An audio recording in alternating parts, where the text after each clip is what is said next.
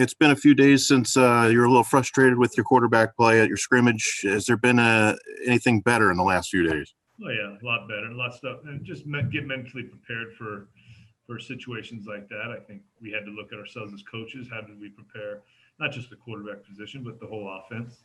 Um, obviously, at least by results, you would think the defense came out more mentally prepared than the offense. So it's a good opportunity to learn from it.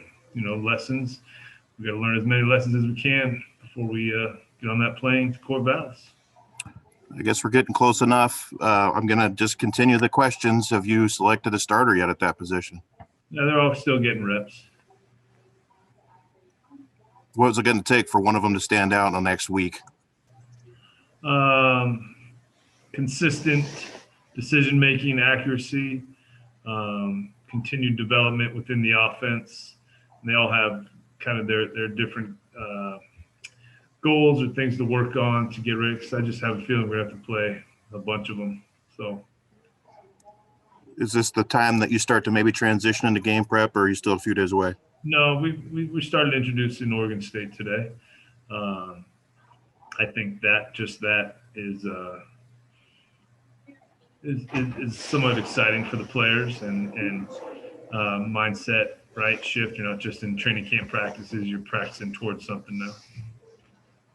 Thank you. Welcome. Other questions for Coach? Zach Armstrong, go ahead. Hey, Coach, with kickoff coming up so quickly, is it too early for you guys to sort of reel back the physicality in practice at all? No, I think that's always kind of something you just gotta keep aware of. We scaled back practice a little bit today. We'll get tomorrow off, and then head into the middle of the week to the weekend, and then we're really in game week. But it'd be good to go through some of the game week practices. There's obviously some things when you get on the road you want to go through with the team. Not only hotel etiquette or travel etiquette, but what's the night before the game meeting look like? There's just a bunch of stuff we got to continue to introduce to this team, and they've been very receptive so far. So, but there's still a lot to get in before we get on that plane. Other questions for Coach? Raise your hand. Theo, go ahead. Could you see a situation where you play all three quarterbacks in that first game and kind of ride with the hot hand and go with whoever's kind of playing best, or maybe two guys? Or I think the only way that happens is if the one doesn't play well and we yank them, and the second one doesn't play well and we yank them. I don't know that we'll go in with a kind of carousel of quarterbacks in that game, or in any game, really.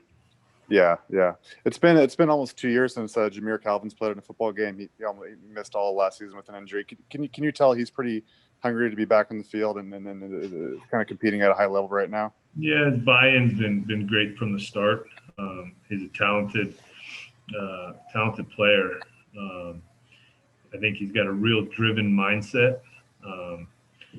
He's not terribly outspoken, but I think when he walks on the practice field, I think he comes out with a mission and comes out with a determination. Probably stems from him missing last year, and I'm not sure the history beyond last year, but if what you say is true, I'm sure that kind of helps push him and drive him at practice. I think it's probably a very exciting opportunity for him.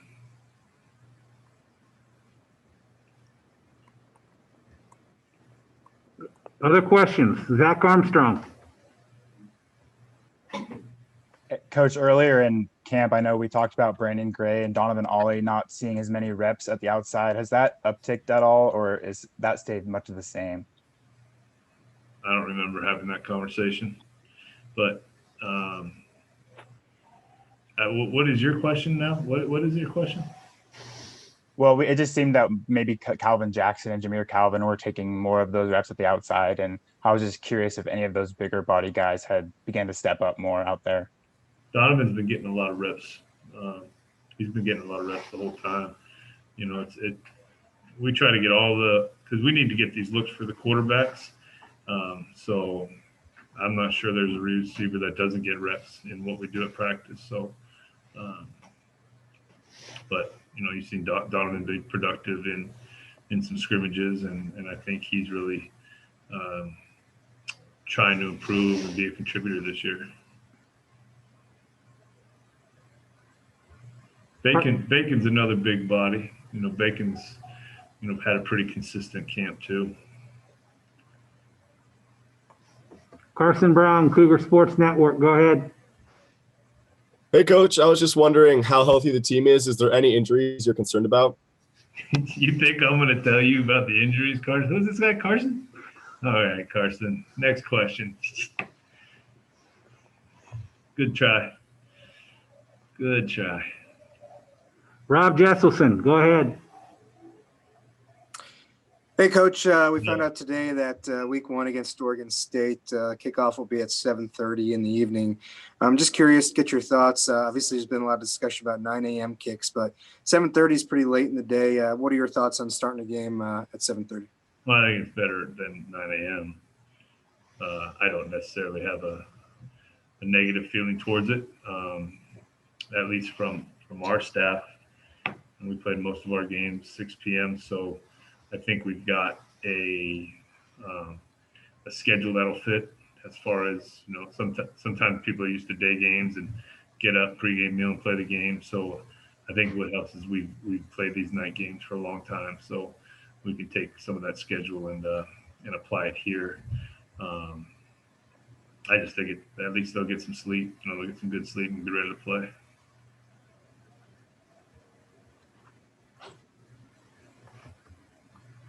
Last chance for questions for Coach. You want to give Carson another chance? Theo, go ahead. You mentioned Lucas Bacon. He's obviously a local guy from Meade High School. What specifically have you seen from Lucas, other than kind of just being a big guy out there that's made him stand out this camp? You know, he's talented. He's got a lot of skill set for a receiver. I think he knows who he is. I think he's got a lot of personality to his routes. He's proven to be dependable in understanding the offense, being where he's supposed to be. You know, I think he's done a good job. Has Joey Hobart primarily played in the slot, or are you guys looking at Joey as an outside guy too right now? I think Joey could play in the slot and outside. He's taking a lot of his reps inside right now. I know we're getting into depth chart stuff. Sorry about that. That's all right, man. I know.